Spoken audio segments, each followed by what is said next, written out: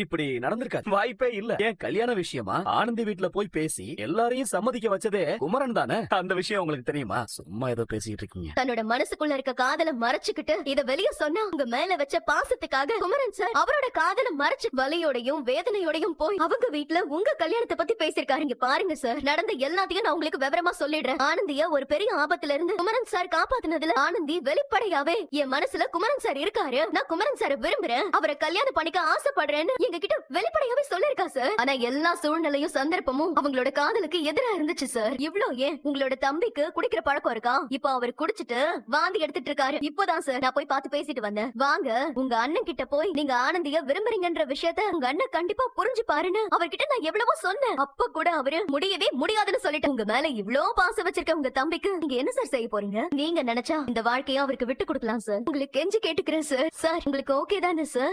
நம்ம போய் பேசலாமா? முடியாது, என்னால விட்டு கொடுக்க முடியாது. நான் ஏன் விட்டு கொடுக்கணும்? இங்க பாருங்க, எனக்கு ஆனந்திய பிடிச்சிருக்கு.